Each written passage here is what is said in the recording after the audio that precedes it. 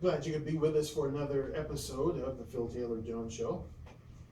We are going to be talking about something that has been going on for quite some time. And although we're not going to really delve into that specifically because a good friend of ours, Oscar Hildebrand, has already done a show on it, but he sure has gotten me to thinking about some very interesting things. And yes, Oscar, I was watching when you gave that very fine performance with the Super Collider, the CERN Super Collider. I was watching, and you made me think a lot, buddy, so thanks a lot for that. I'm Phil Taylor Jones, your host, and we're going to jump into this crazy business right now. As I said before, Oscar did do a very enlightening production on the CERN Super Collider. It's supposed to be this great big benevolent thing by which we can achieve a lot of information.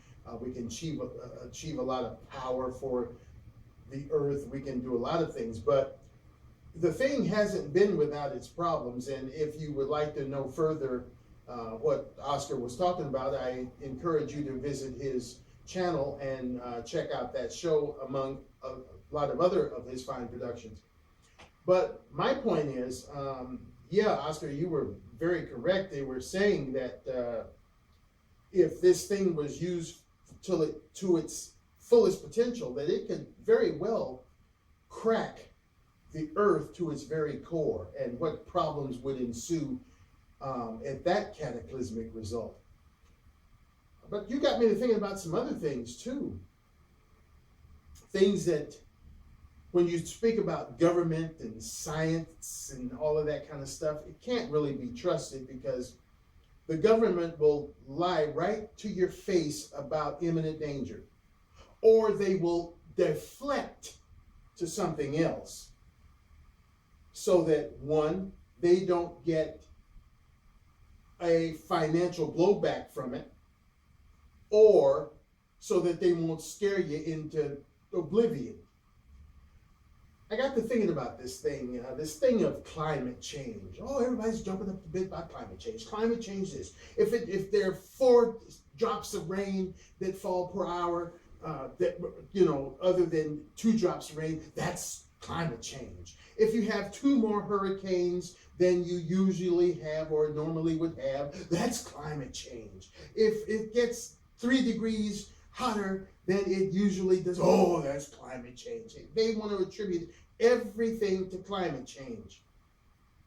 And what is the cause of climate change? Driving around in our cars, emissions coming from manufacturing plants. I find it strange that they say nothing about cigarettes. More people smoke cigarettes than do drive cars. But they never say anything about cigarettes, blowing all that crap out in the air. Don't say anything about that. I find it interesting that these creeps that go around banging the drum, beating on the tom-toms for climate change, never mention the fact that all of this stuff that we have to put up with these dumb wars that are being fought, some for as long as 15 years, 14 years, and all of that gunpowder and all the chemicals from the bombs and all that stuff floating around in the air, they never say anything about that. It couldn't have a good effect on the Earth. Atomic bombs were exploded out in the Nevada desert here in the United States. Now, you know they were doing it in other places in the world as well, possibly still doing it. What effect has that had upon the Earth? Oh yeah, they cement them over. But how far can you cement? And does your cementing totally encapsulate the problem? You don't know that. For years, that stuff could have been festering and moving out and destroying the planet from within, underground. Back to these dumb wars that we're fighting. Back in Vietnam, there were 2 things that were going on. There was Agent Orange that scientists, these same scientists, say is still harmful. Some of the foliage and plant life hasn't even come back after 51 years. Napalm. There are people they come back from Vietnam still with the effects of that stuff within their systems, causing cancers and all kinds of malafflictions to people. Now, if it's doing it to people, then what must it be doing to the earth? Atomic submarines going and crisscrossing and floating in our in our oceans. What is it doing to plant life there? How contained is it? We know that some submarines have gone down. What happened to all of that radiation within?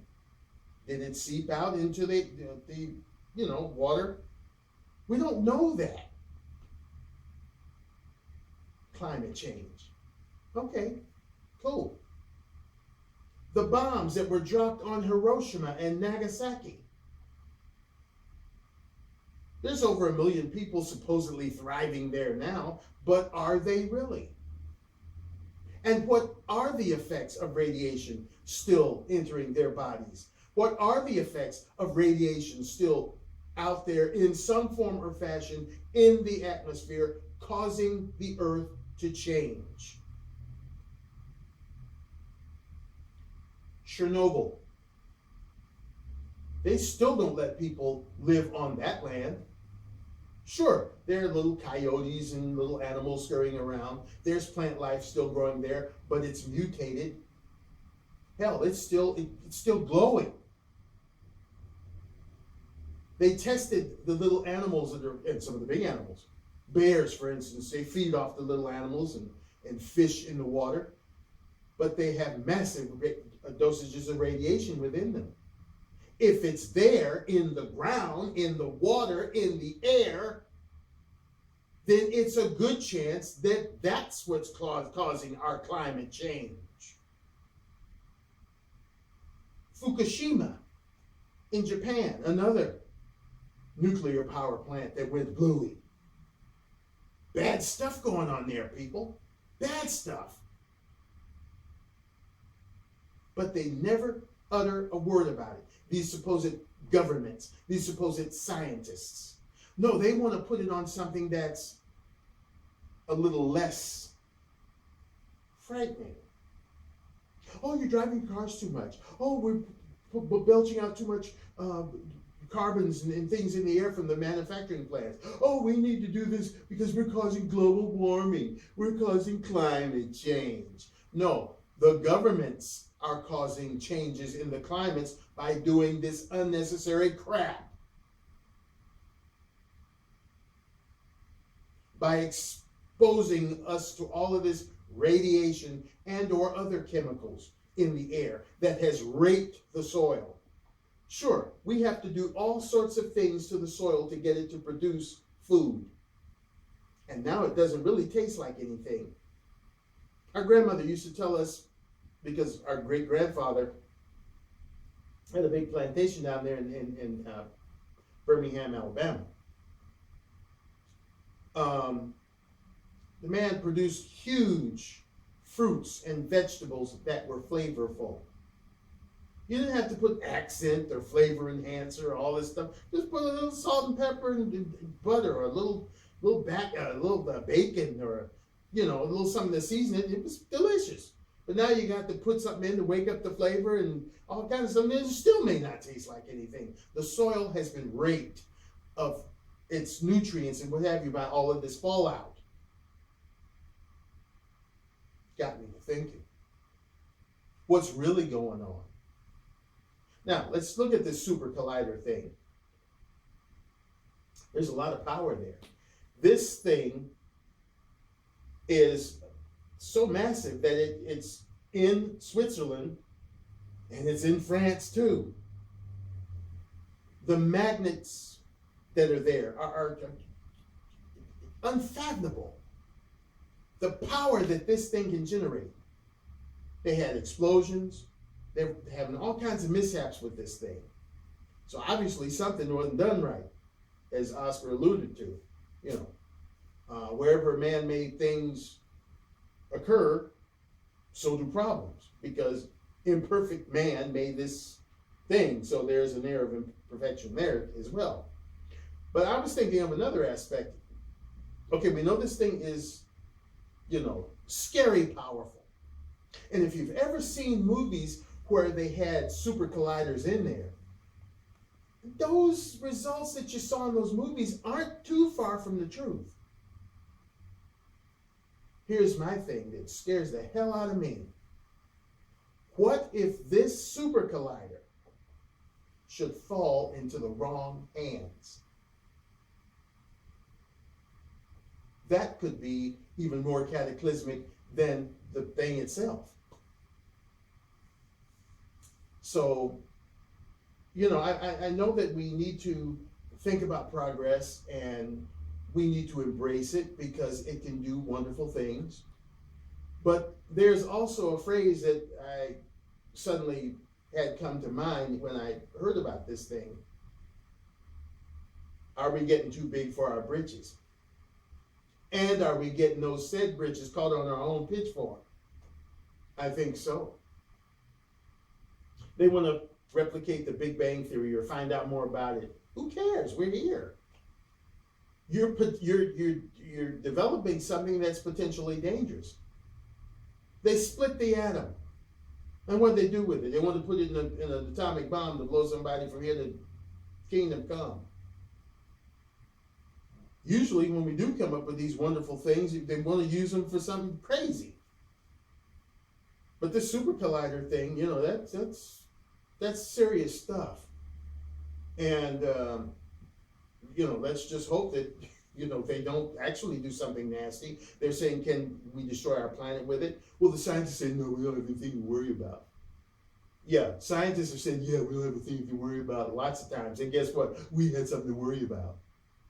There are a lot of people in the graveyard because of that. There's something not to worry about. And the government? You think you can really trust them? I wouldn't trust them if they told me that this year was 2016. I would check my calendar 5 times before I believe anything they say, because they will do anything to further their sadistic, crazy causes, without any regards to what happens when people encounter these things. Look at those bombs in Hiroshima and Nagasaki. They were blown up in the air. That crap could go for miles and miles. Just look what happens when something natural happens, like an eruption from a volcano. That stuff can cloud the entire earth and make us have cooler summers.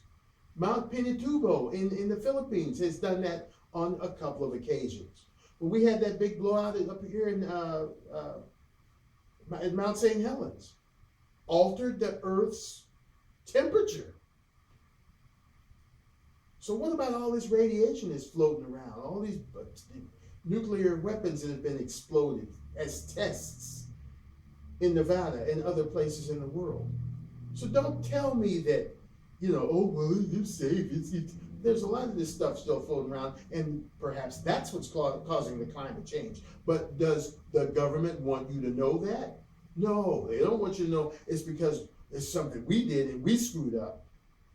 Oh, no, it's you guys. You guys are driving too many cars. You guys are not watching what you manufacture, and it's you're belching all that. It's you guys. It's you guys that need to. They're good at doing that. They're good at placing the blame at your doorstep. Never what we're doing. It's you guys. Don't be fooled, people. Don't be fooled. And, I, for one, am keeping my eye on this super collider thing because, I do believe it can be a very potentially dangerous thing. You're talking about splitting the earth in half all the way to its core? That's dangerous. That's 50 miles past dangerous. That's insane that you would create something, a monster like that, and, let it get away from you. It's too late to say, oh, Lord, have mercy when the devil gets you. Don't create this kind of stuff that's more powerful than you can handle.